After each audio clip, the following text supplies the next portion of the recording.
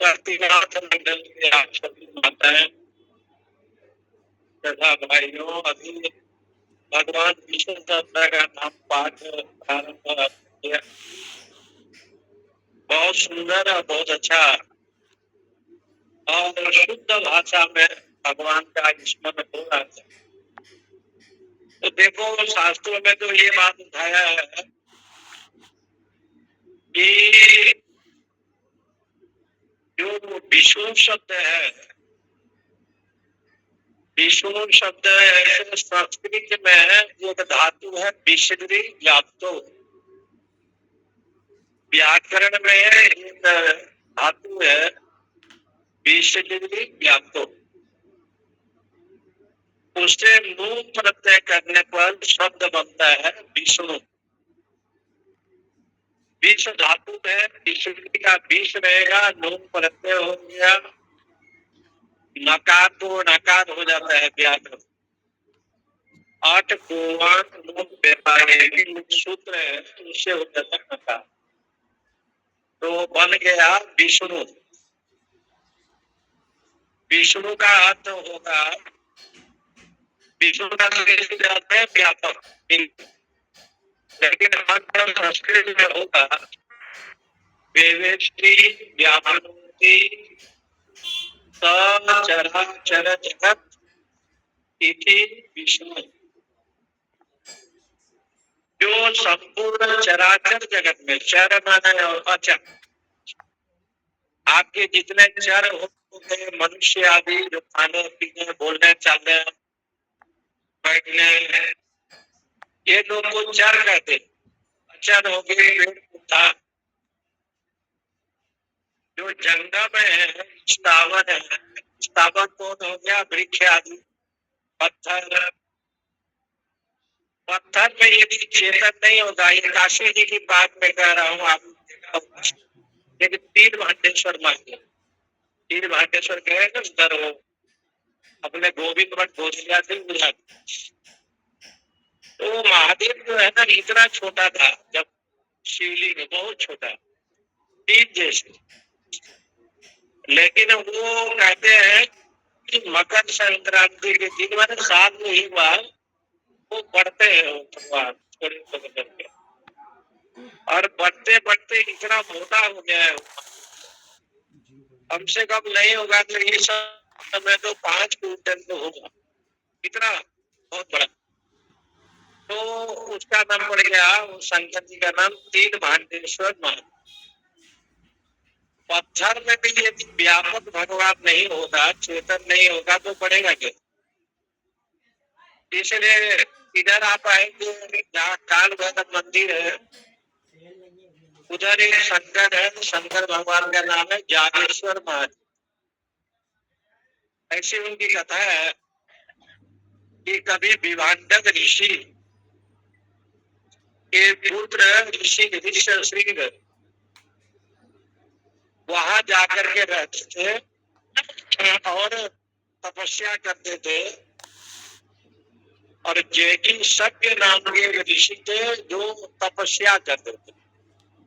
तो शिव जी प्रसन्न होकर के उनको दर्शन दिया। तब से उस महादेव जी का नाम हो गया जागेश्वर महादेव। वो भी ऐसे पढ़ते हैं। 8 वर्ष बहुत विशाल हो गए हैं।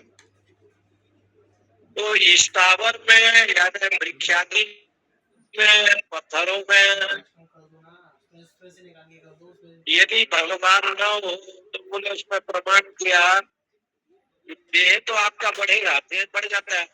कल आप बच्चे थे, धीरे धीरे बढ़ गए, 15-17 वर्ष के हो गए, धीरे धीरे जवान हो गए, लेकिन देह के साथ नाखून बढ़ जाता है? नाखून क्यों बढ़ता है? नाखून नहीं बढ़ना चाहिए। तो कहा नाखून बढ़ जाता है, तो ये नाखून बढ़ जाता है, ये सिद्ध करता है कि भगवान सर्वव्यापक, वो सर्वज्ञ है, सर्वव्यापक है, इसलिए उनका नाम पड़ गया विष्णु।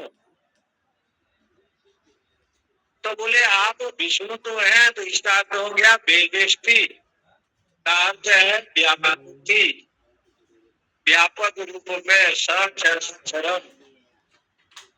व्यापनोति विष्णु, जो अखिल ब्रह्मांड में कण कण में घट घट में सर्व व्यापक के रूप में, चेतन के रूप में विद्यमान है। ऐसा जो परमेश्वर है, उसका नाम पड़ गया विष्णु। तब विष्णु की महिमा बताए। विष्णु, आप विष्णु है तो आपका महिमा क्या है? बहुत आपका, आप ऐसे जगह पर रहते हैं जहाँ दूध की कमी नहीं है, बल्कि दूध समुद्र हो गया, इसलिए आपका नाम पड़ गया क्षीर सागर। जहाँ केवल दूध बनाते हैं कि अपने दूध नहीं बनता है, अपने आप दूध आता है, और दूध अमृत है, और दूध ही क्षीर जहाँ सागर है, समुद्र है। समुद्र का पानी जिसके अंत नहीं है, आदि नहीं है, ऐसे जो क्षीर सागर में जो क्षीर है वो कभी घटता भी नहीं है, बढ़ता भी नहीं। कैसे? आपूर्यमानम अचलम प्रतिष्ठा समुद्र मावा प्रविशन्ति तद्वत्, तद्वत् कामायम प्रविशन्ति सर्वे न शांति मापनोति न काम कामिक। समुद्र के समान। अब कहा कि ये क्षीर सागर क्या है? बोले जो क्षीर है गौ माता के शरीर से जो जन्म लेता है, ये क्षीर दूसरा नहीं है, भगवत कथामृत ही क्षीर है। ये भगवत कथामृत कभी घटता नहीं। भगवान की जो सत्संग है, कथा है, वेदांत हो, गीता हो, भागवत हो या श्री पुराण हो, वो कभी घटता भी नहीं है और बढ़ता भी। आप जितना बोले वही है, न बोले वही है। बोलने वाला वक्ता घटता बढ़ता है, सुनने वाला श्रोता भी घट जाता है, बढ़ जाता है। कभी वो श्रोता आता है, कभी नहीं आता है, कभी सुनता है, कभी नहीं सुनता है। श्रोता तो घट जाता है, वक्ता जो है घट जाएगा। आज अच्छा वक्ता था, कल बूढ़ा हो गया, रोगी हो गया। सुनने वाले तो घट जाएंगे, लेकिन बढ़ने वाले वक्ता भी घट जाएगा।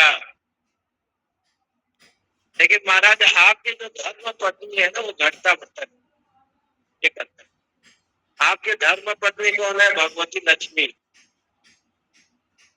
मनुष्य के पास जो लक्ष्मी है वो घटता बढ़ता है, लोगों के पास जो पैसा है, धन है, वो घटेगा बढ़ेगा।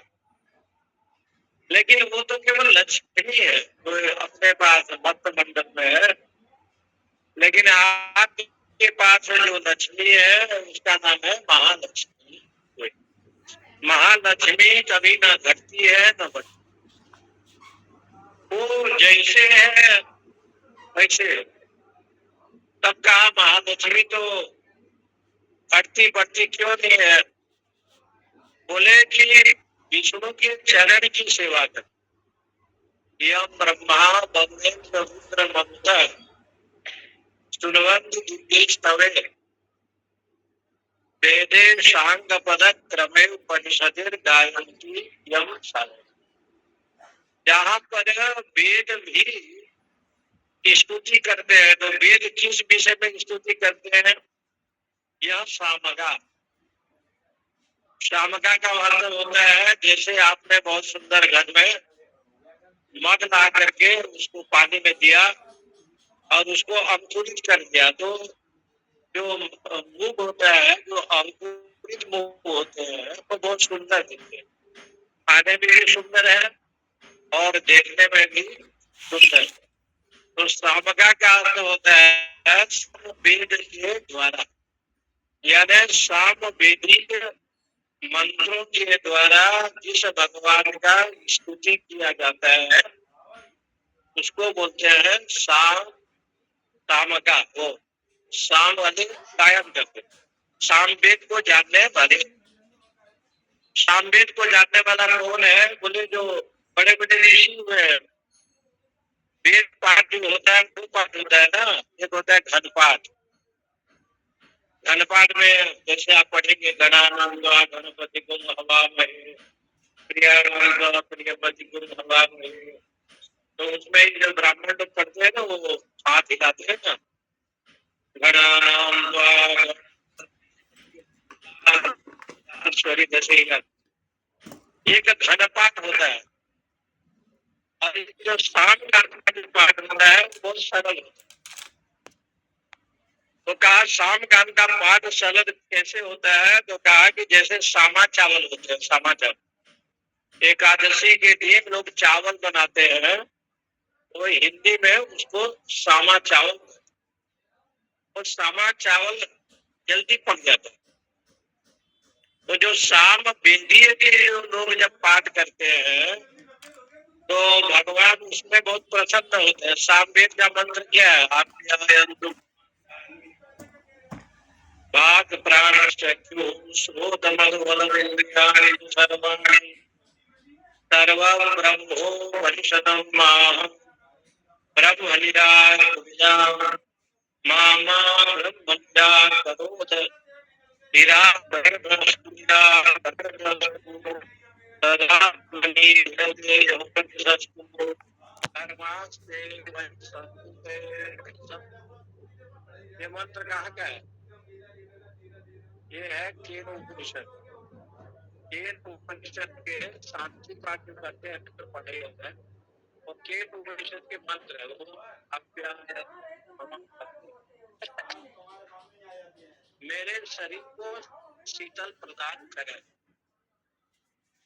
और मेरी इंद्रिय मेरे मन बुद्धि, ये जो साम वेद होता है, जितने भी गीत होते हैं ना उसमें साम वेद जो होता है बहुत शांत और सरल होता है, बहुत शांत। एक जगह पर सामवेद का गान हो रहा था, बहुत अच्छे शास्त्रीय संगीत था, बहुत लोग सुन रहे थे, वक्ता गा रहा था, सुनने वाले श्रोता भी बहुत थे। धीरे धीरे जो है सब श्रोता चले, देखा कि 10 श्रोता है, ज्यादा नहीं है, तो फिर गाना प्रारंभ किया। अंतिम में वो जो कलाकार था देखा कि श्रोता तो सब चले गए, तो एक श्रोता में, तो उसने पूछा कि समझ में आ रहा है? तो श्रोता ने कहा कि भगवान क्या नहीं जाएंगे तो आप समझो, हम जो कुर्सी और चटाई को उठाने के चक्कर में यहाँ बैठे, हम यहाँ के नौकर हैं, कहीं दही उठाएंगे, कुर्सी को रखेंगे, और आपके सामने है ये हमको कलाकार सुन जाता है कि कम से कम एक श्रोता तो समझ रहा है। उसने कहा कि आपका कौन सी वेद है कि आप और ये सर वेद तो जो है हम नहीं जानते। तब जो है गोस्वामी तुलसीदास जी ने कहा कि इतना वेद पढ़ने पर भी जब नहीं आया ना, ये चीज गोस्वामी तुलसीदास जी ने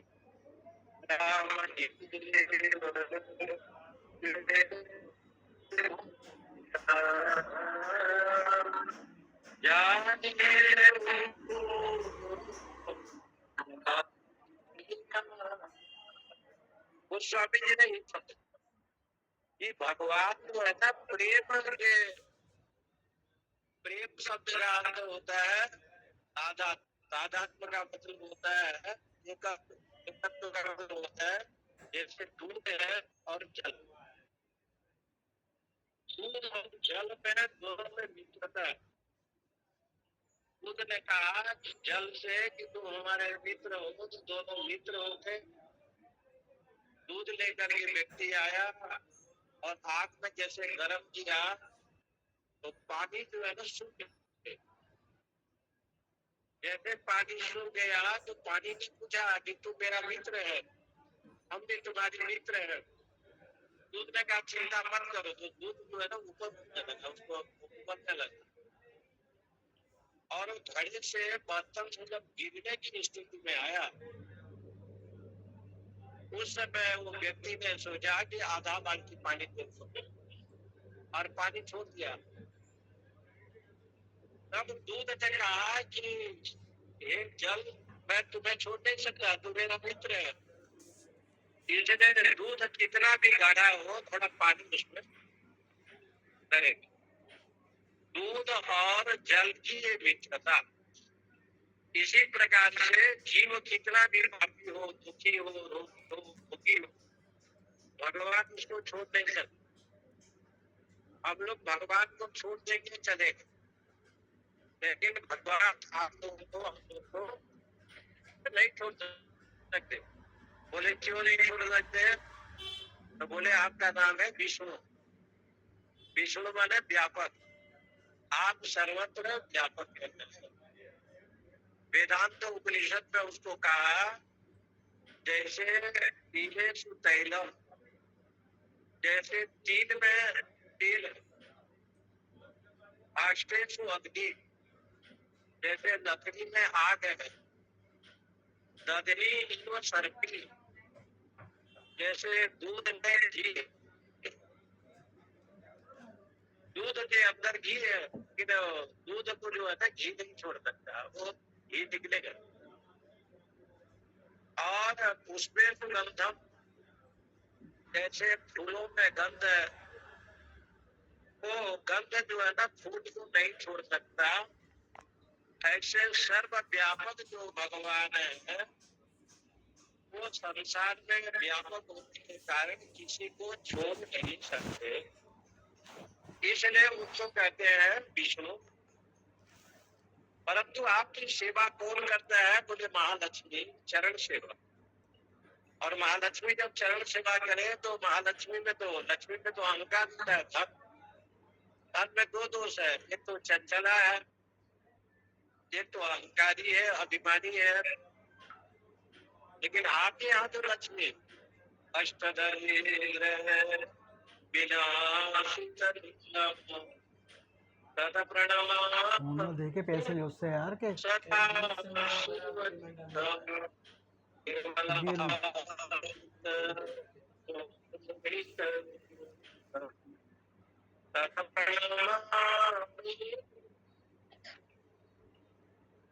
अष्ट दरिद्र विनाश, 8 प्रकार के दरिद्र है। लक्ष्मी कितने प्रकार की? 8 प्रकार। वैभव लक्ष्मी, सौंदर्य लक्ष्मी, ऐश्वर्य लक्ष्मी। तो जो भगवान की भक्ति नहीं करता या शिव की आराधना नहीं करता, माता पिता का आज्ञा या उनकी सेवा नहीं करता, गुरु गोविंद में विश्वास नहीं करता, तो उसमें 8 दोष होते हैं। 8 दोष क्या है? जैसे दादा का अवगुण, परदादा का अवगुण, अपने माता पिता का अवगुण, उनके घर में जो कुल गोत्र है उसका अवगुण। तो वो 8 प्रकार की जो लक्ष्मी है, ऐश्वर्य लक्ष्मी, और उसमें आया है वैभव लक्ष्मी, धन लक्ष्मी, उसमें 8 प्रकार की लक्ष्मी। तो 8 प्रकार की लक्ष्मी जो है ना उस व्यक्ति को जो है ना श्राप, तो वो दरिद्र हो जाता है। जितने कमाने को भी पैसा न रहे, जितने भी खाने पर प्रसन्नता न हो, जितने भी सुख शांति में है तब भी कम पड़ जाता है। ये जो दरिद्रता आता है इसको दरिद्र कहते हैं। नहीं दरिद्र सम दुख जगमाहि, संत निधन सम सुख जगत। ये दरिद्र क्या है? बोले जो आपके पास है जितने होने पर भी कम पड़े, वो उसको कहते हैं दरिद्र। तो कहा यही दरिद्रता है। तो कहा कि 8 प्रकार की लक्ष्मी का अभाव, अष्ट दरिद्र विनाशित दीर्घम, जो महादेव जी की जल चढ़ाता है 8 प्रकार के दरिद्रता को तो दूर करता है। 8 प्रकार के दरिद्र है, उसमें लिखा है वृद्धि नहीं होना, मन कामना पूर्ण नहीं होना, हमेशा दुखी रहना, हमेशा दुखी होना, हमेशा मन की चंचलता, ये अनेक प्रकार के जो लक्ष्मी है वो 8 प्रकार के महालक्ष्मी है। लेकिन विष्णु के चरण दबाती है महालक्ष्मी, महाचासो लक्ष्मीश्च महालक्ष्मी। ये महालक्ष्मी क्या है? लक्ष्मी तो आपके पास है, लेकिन आप स्वयं खाते हैं और आनंद लेते हैं, लेकिन किसी को उदार भाव से दान धर्म नहीं करते। इसलिए कहावत आता है ना, पुरुषोत्तम मास में लक्ष्मी प्राप्ति करने के लिए भगवान विष्णु भगवान को कार्तिक महीने में जो भोग लगता है, किसका भोग लगता है? पूर्णिमा के दिन मालपुआ का, मालपुआ लोग बनाते हैं। तो ये पुरुषोत्तम मास में भी मालपुआ का भोग लगता है। ऐसे कहावत है, जहाँ पर लोग पूजा अर्चना करते हैं, ये पुरुषोत्तम मास में परमात्मा मालपुआ से भोग को ग्रहण करते हैं। तो अष्ट दरिद्र विनाश तक, इसलिए यहाँ पर लिखते हैं कि भगवती लक्ष्मी जब विष्णु का चरण दबाती है तो वो चरण क्यों दबाती है? तो उदाहरण ब्रह्मा, जो भगवान ब्रह्मा है, वरुण है, इंद्र है, रुद्र है, मरुत है, ये लोग क्या करते हैं? स्टूडेंट की दिव्य स्तुति करते हैं। जब उन्हें अंग्रेजी में बोलते हैं, हिंदी में बोलते हैं, में बोलते हैं, पंजाबी में बोलते हैं, सब नहीं जानते। देवता लोग ये सब नहीं बोलते, वो केवल गिरवाण वाणी वर्णम भरता, ये संस्कृत में बोलते। जो वैदिक वाक्य है उसको कहा गया दिव्य स्तवे, माने दिव्य स्तुति करते हैं। संस्कृत वेदज्ञ वाणी को बोलते हैं। इसलिए गायन की सामगा, सामगा साम जानाति सामगा, जो साम वेद को गान करते हैं। तो इसका दो अर्थ, बहुत सुंदर बासमती चावल आपके घर में है, भोजन बनाए और थोड़ा वो गीला, तो गीला भात को खाने में कोई परेशानी नहीं, उसमें ऐसे भी खा दो। तो बोले उसको कहते हैं सामगा। तो सामगा का अर्थ हो गया कि जो गीला जो हो गया वो क्या है? अहंकार, मैं देवता हूँ, मैं सर्वशक्तिमान हूँ, ये जो अहंकार को छोड़ करके आपका स्मरण करते हैं, इसलिए इसका नाम पड़ गया सामगा। एक अर्थ है। दूसरा अर्थ ये है, जैसे यज्ञ करने पर चारों तरफ जो है ना, वो यज्ञ हवन के चारों तरफ सरसों है, मग है और क्या कहते हैं, हरा बना करके जैसे उसमें उगता है, ऐसे वैदिक पति क्या करता है? यज्ञ रूपी भगवान में चारों तरफ करते हुए भगवान का स्तुति करता है। इसको भी सामगा, शाम के गान करने वाला। दूसरा अर्थ बताया है, साम वेद को जानता है। साम वेद को जो पढ़ता है उसको भी जो सामगा कर। तुलसीदास जी ने कहा अभी वो बच्चा है, कुछ जानता नहीं है, लेकिन जो भी बोलता है ना उसको सुन करके उसके माता पिता बड़े प्रसन्न। वो हिंदी बोले, अंग्रेजी बोले, कोई भी बोले, उसके माँ बाप को बड़ा आनंद आता। जो बात करता तो तरी बाता, तो नहीं माना पितु और माता, माता पिता भाई जन जब सुनते हैं तो बड़े प्रसन्न हो जाते हैं। आप श्रद्धा भक्ति के द्वारा जो भी बोलते हैं उसका नाम है सामवेद। तो सामवेद के ऊपर है कि आप जो भी बोलते हैं इसका भाव है, उसमें कोई कपट नहीं। लेकिन कैसे बोलते हैं तो ध्यानाम वस्तुतः तद गतेन, ध्यान क्यों करता है, आपके रूप का ध्यान करता है और ध्यान करके तद गतेन उसी में मन को लगाता है। ध्यानावस्थित, ध्यान में बैठा है, क्या मतलब ध्यान में एकाग्रता और एकाग्र भाव से बैठा है। तद गतेन, इसलिए उसी में जो है ना वो ध्यान चिंतन करता है उसी परमात्मा और मन के द्वारा करता है।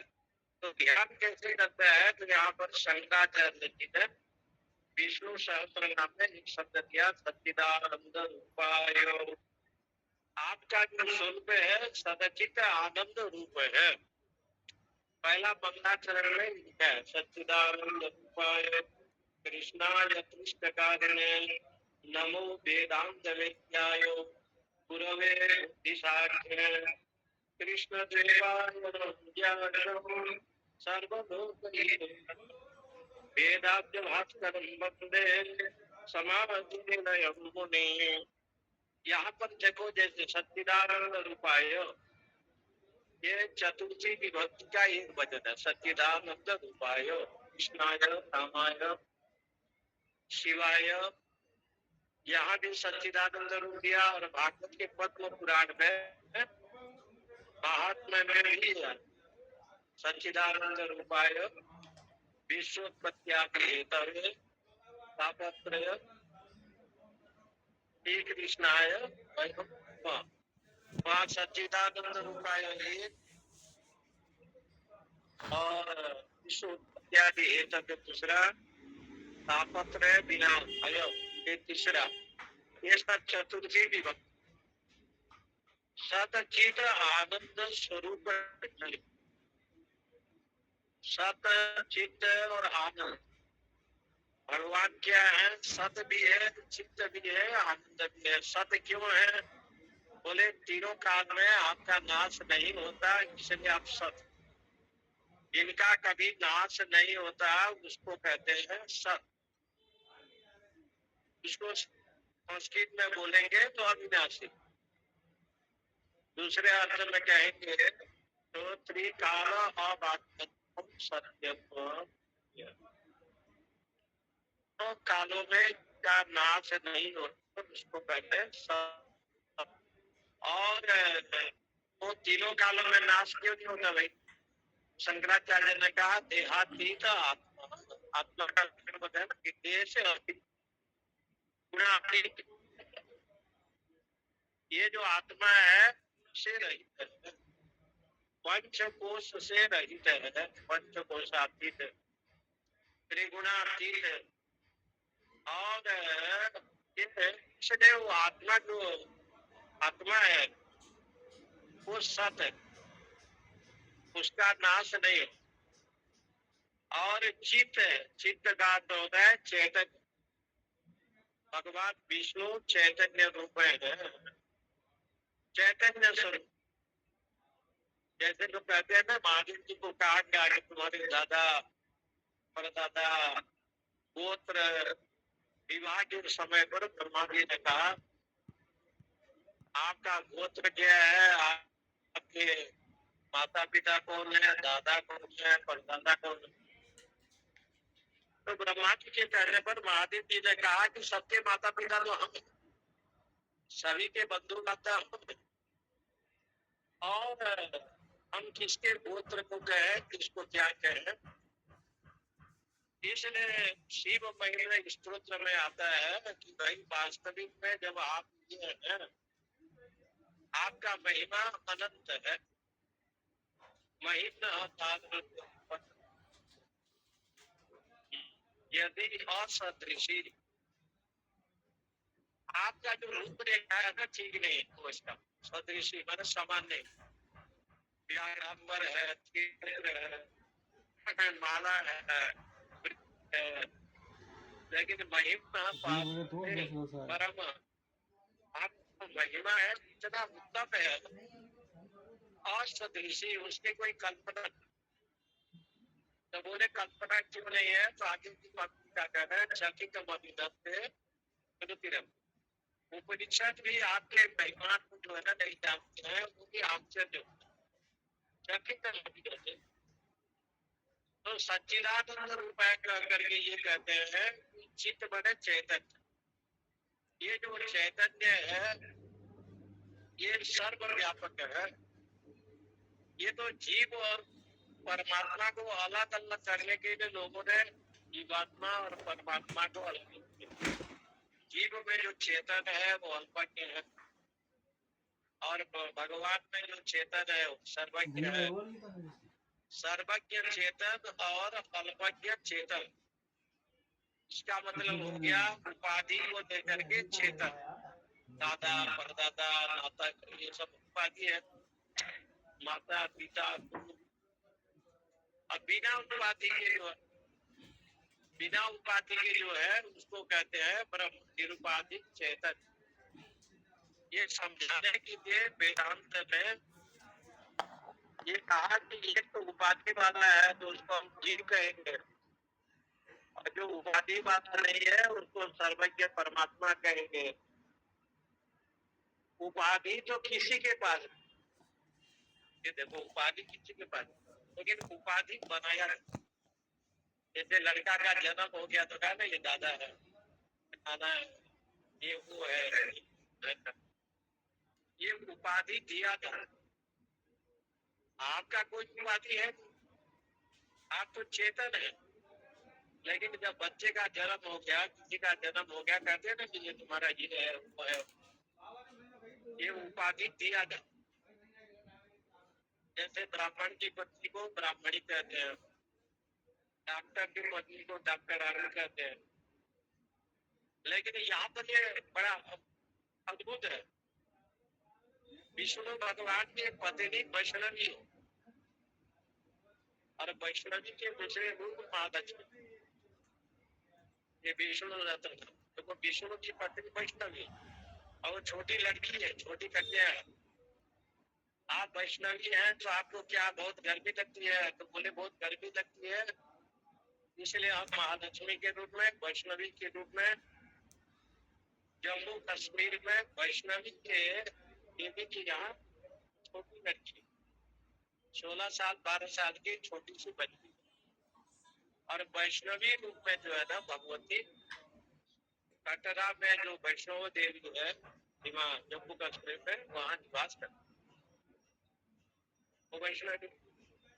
लेकिन वैष्णवी का होने पर भी उनका एक नाम है गंगा सना, कैसे बताया, गरुड़ पर आरोहण कर, अब गरुड़ पर बैठ करके जब जाती है तो महालक्ष्मी होती है, और महालक्ष्मी बन करके जब 18 हाथ वाली महालक्ष्मी होती है, तो महाराष्ट्र में कोल्हापुर है, कोल्हापुर, वहां पर 18 हाथ वाली देवी वो स्वयं प्रकट हुई है महालक्ष्मी, कोल्हापुर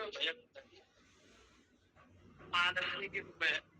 इसने यहाँ पर ये बताया कि जो चैतन्य है वो चैतन्य कैसे है, तो का उदाहरण ऐसे है, जैसे वर्षा हुआ और नदी में बहुत पानी आ गया और जल ही बुदबुदे बुदबुदा छोटा छोटा, तो बुदबुदा जो बना है वो जल, जो तरंगे उठे हैं वो भी जल है। लेकिन बुदबुदा यदि समापन हो जाएगा तो जल में मिलेगा। तो जो बुदबुदा है, छोटे छोटे फेन हैं, तरंगे हैं, वही जो है ना उसका नाम है जीव। एक शंकराचार्य भगवान ने ग्रंथ दिया है प्रार्थना खटपति, प्रार्थना षटपदी में ये सब बताया, अभिनय मभिनय और काम लगा दे यार। तो देखो यहाँ पर सच्चिदानंद रूप है, चित्त रूप में है, और आनंद रूप में आप आनंद रूप में क्यों है, व्यक्ति को आनंद जब प्राप्त होता है तो कहा गया है सुख दुख से रहित। भगवान में कोई सुख नहीं है, कोई दुख नहीं है, प्रसन्नता श्री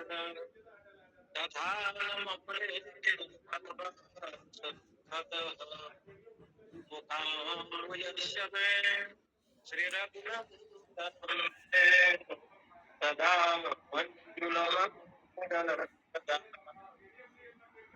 जब सुंदर कांड लिखा गया तो गोस्वामी तुलसीदास जी ने श्लोक लिखा, प्रसन्नताया अज्ञाभिषेक में भी आप ऐसे हैं, वनवास में भी आनंद में है, सदास्तु सा मंजुल मंगल प्रदा।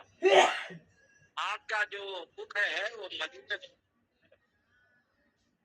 इसलिए आप में सुख और दुख नहीं, सुख दुख से रहित एक आनंद है जिसको परमानंद, जो आनंद है ना मुझे हम लोग का जो आनंद है एक अलग है। गीता जी ने उसको बताया है, मात्र स्पर्शात को बोलते हैं शीतोष्ण सुख, हाँ शांति क्या सुख, उसको सहन करो बता, क्योंकि वो आनंद का विषय है अथवा नहीं है।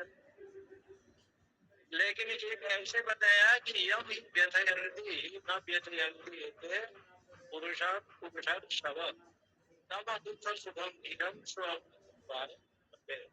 इसको ये कोई होता नहीं, एक महात्मा जी थे 90-96 वर्ष के हो गए थे, कि जीवन में अपने माँ को छोड़ करके किसी को देखा स्वामी जी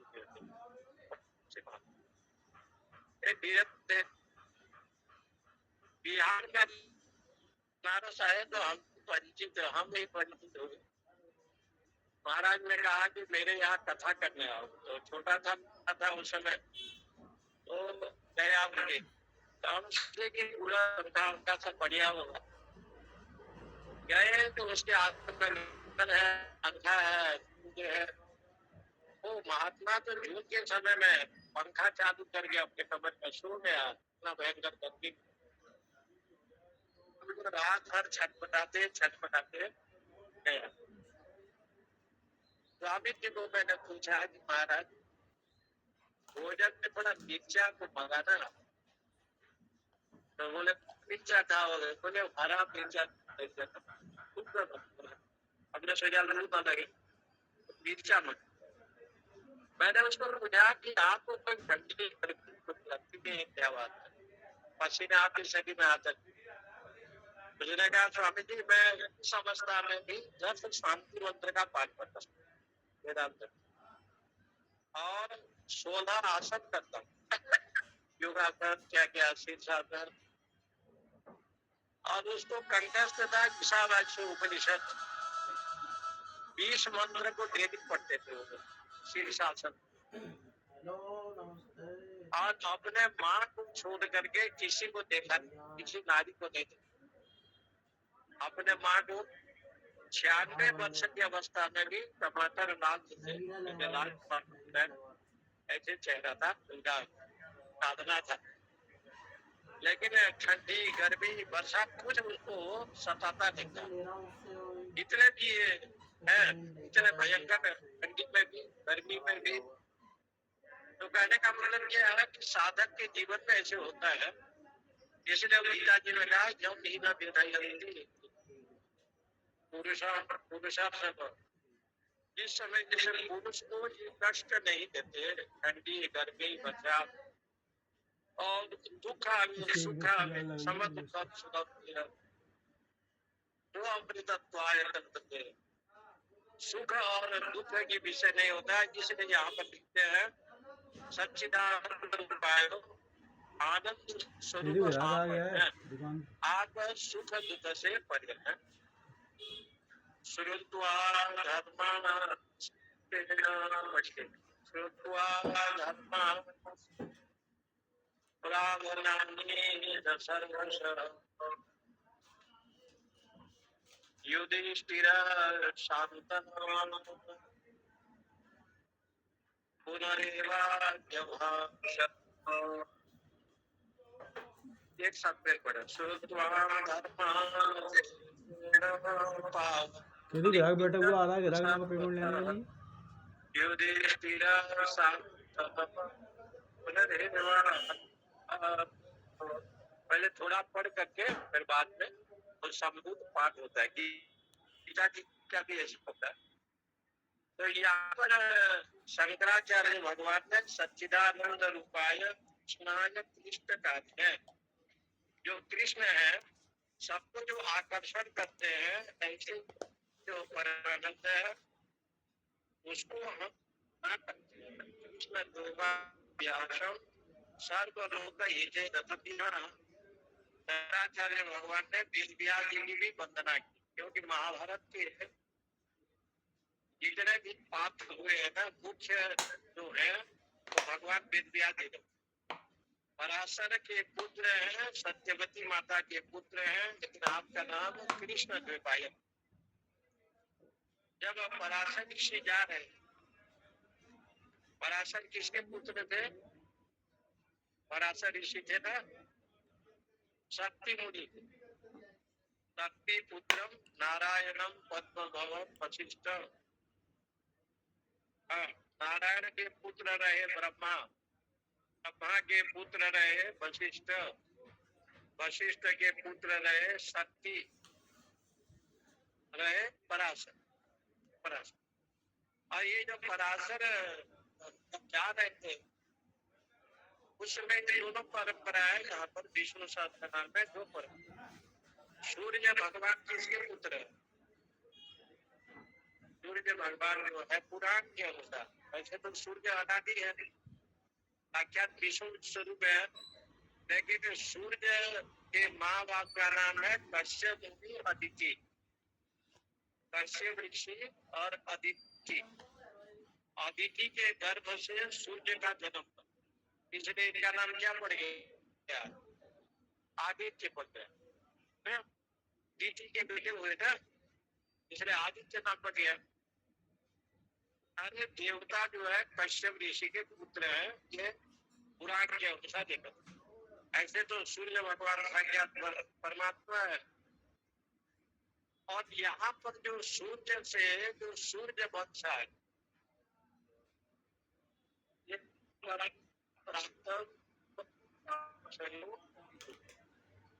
हुआ जो वंश हुआ, इक्याकु वंश से सूर्य वंश हुए, और सूर्य वंश में हरिश्चंद्र, मानधाता सबका था। उसमें राजा दशरथ हुए, दशरथ के पिता हुआ, आभाग हुआ, और अम्बरीश राजा पुत्र हुआ, सबका। लेकिन यहाँ पर अत्रि ऋषि का जो महर्षि अत्रि थे वो ब्रह्मा के थे अत्रि, और धर्म पत्र ही किया। अत्रि शब्द का मतलब होता है कि इसमें सतगुण तमोगुण से जो बंधा नहीं था, उस ऋषि का नाम था अत्रि। और अनुसया उसका नाम था कि एक में राज था, निर्वस्त्र होकर के भोजन के पिता, से नहीं था माता जी। अनुसया किसी के प्रति असूया दोष नहीं था, इसलिए अनुसया। ये अनुसया महापतिव्रता, जिन्होंने सीता जी को एक साड़ी प्रदान किया, ऐसे कर। तो साड़ी यहाँ काशी से लाए थे कि सूरत से लाए? तो कहा कहीं नहीं लाया था। शादी का नाम था अमला।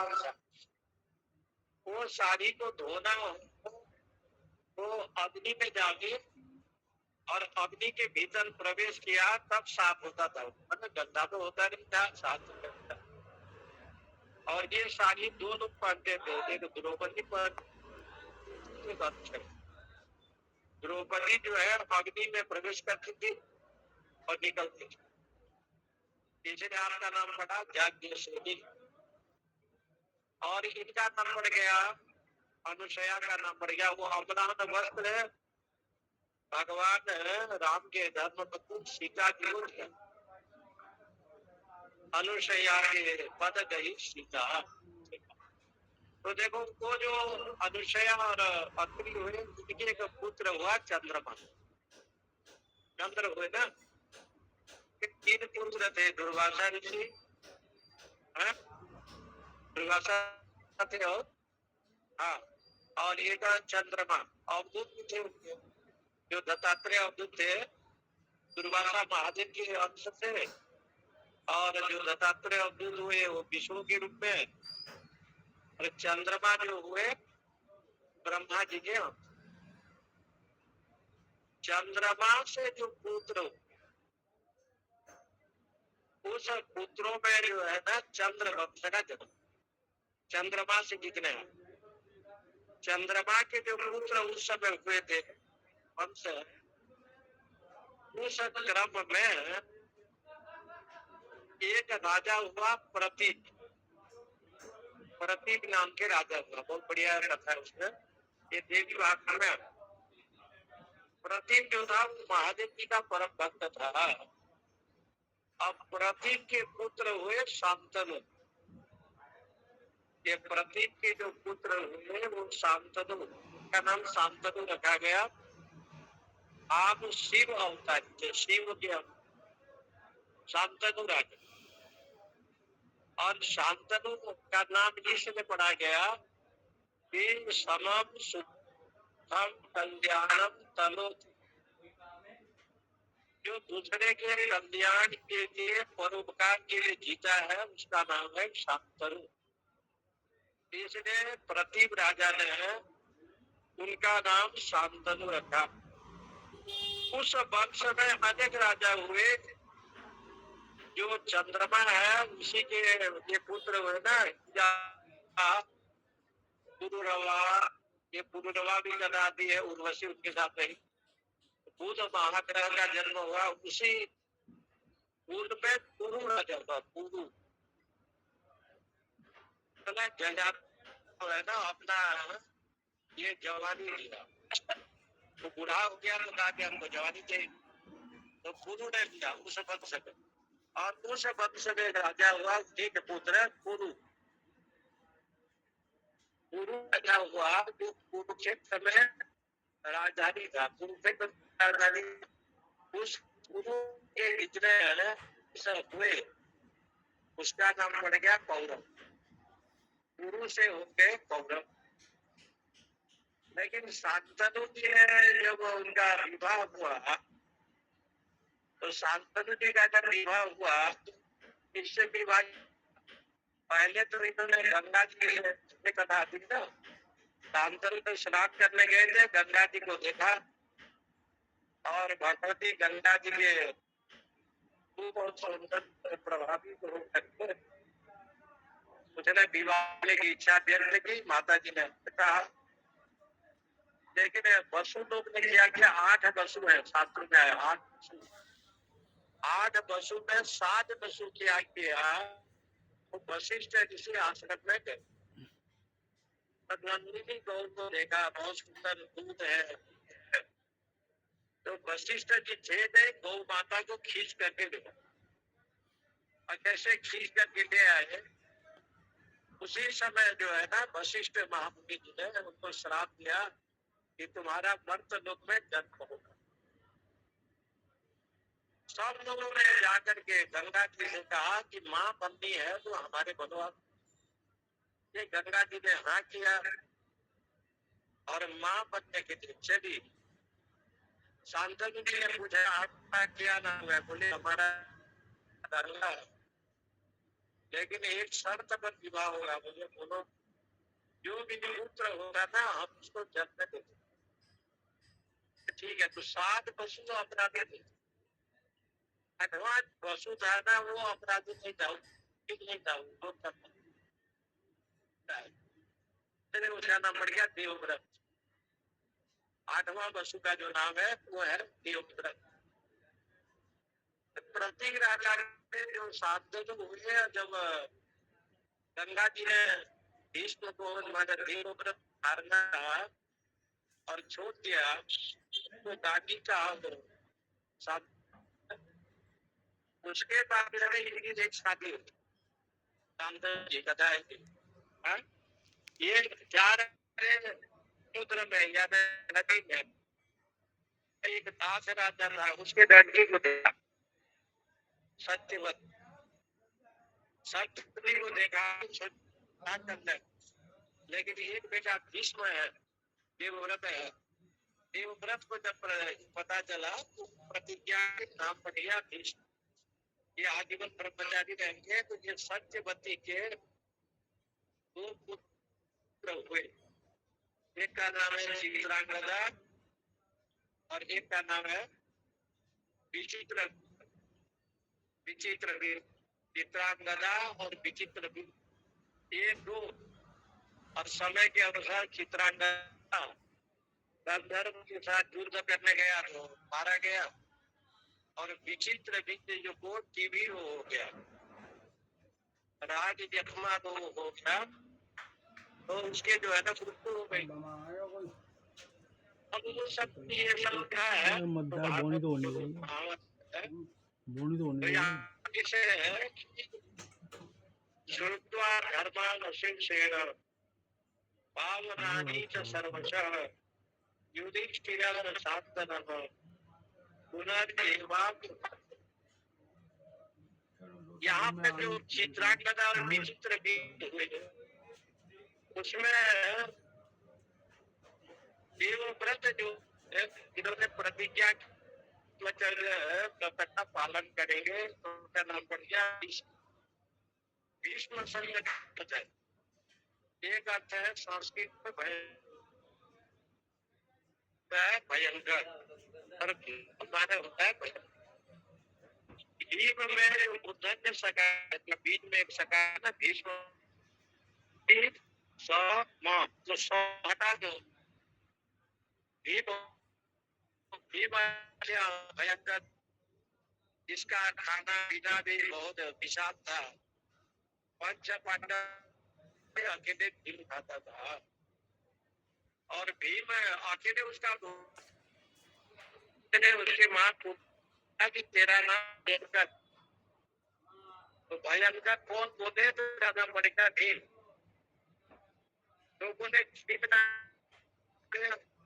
वायु के बोला हमेशा भयंकर, वायु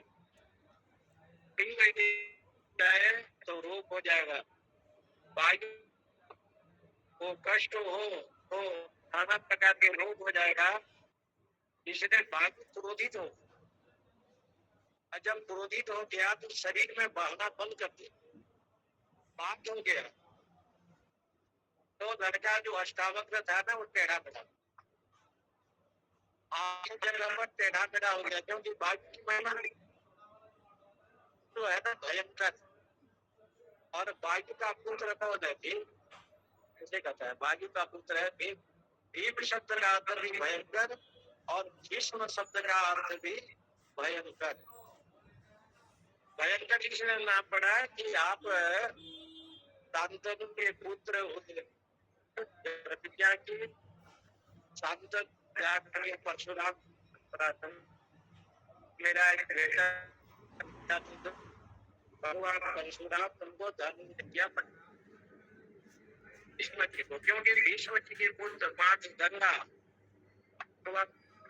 थे। भगवती ने कहा बेटे को सब विद्या दो, और परशुराम सारे धर्म विद्या दी, लेकिन उन्होंने प्रतिज्ञा कर दी। शिखंडी जब वो कथा आती है ना, युद्ध के समय कथा आती है, जब अम्बा कन्या ने जाकर के भीष्म जी के पति के रूप में जो चाह रही थी परशुराम के पास, जब वो गई तो परशुराम जी ने कहा कि इसको शादी करो, तुमने अपहरण किया है काशी राजा सालों से, अंबिका उपाधिका अम्बा।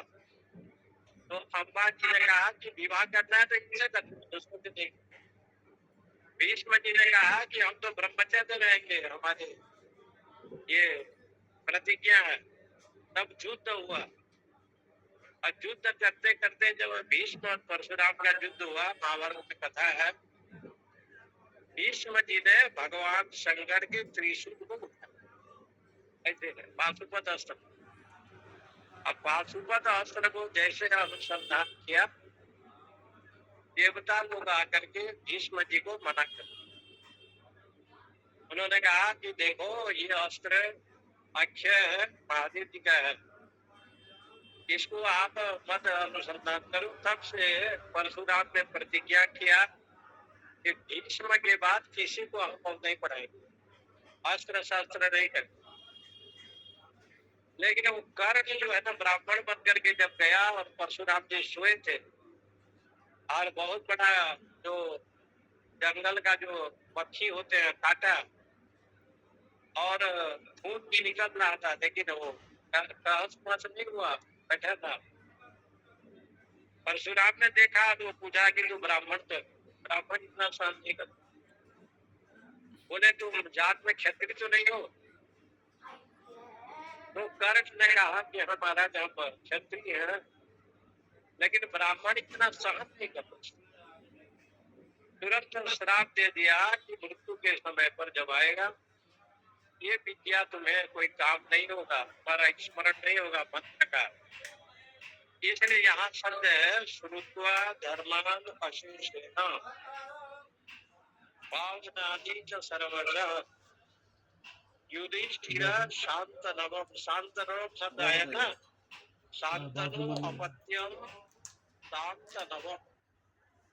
शांतनु के पुत्र को कहते हैं, भीष्म का नाम है शांतनवम।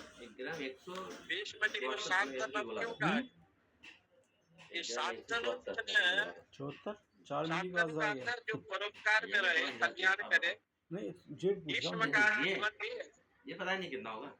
भीष्म का जीवन यही रहा। दास कन्या ने कहा ना, दास ने, कि तुम्हारा पुत्र भीष्म है शांतनु, अब मेरे बेटी से शादी करना। सत्यवती, सत्यवती का दूसरा नाम था जोजन गंधा। एक जोजन कितना होता है? 3 किलोमीटर या 4, एक जोजन होता है। तो वो मछली का गंध जो है ना, वो उसको आता था सत्यवती। तो दास राजा ने कहा, दास नाविक ने, कि भाई तेरा नाम सत्यवती है। बोले क्योंकि तू सत्य ही बोलती है, झूठ तो बोलती नहीं है। लेकिन पराशर के साथ जब इनका दर्शन हुआ पराशर जी को, और उनके अनुग्रह से जब वहाँ ये वेद व्यास का जन्म हुआ, तो उसके ऊपर लिखा है कृष्ण द्वैपायन व्यासम। द्वीप में जन्म हुआ, इसलिए उनका नाम पड़ गया द्वैपायन। कृष्ण ने काला नाम पड़ गया कृष्ण। आगे की कथा नहीं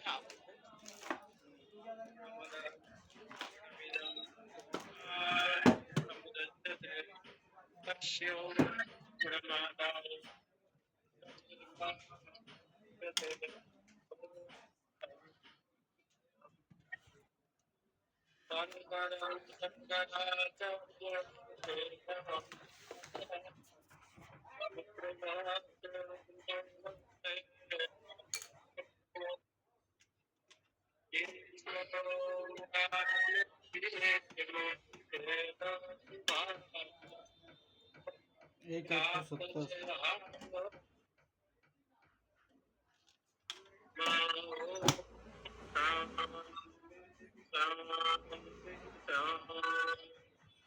Yes.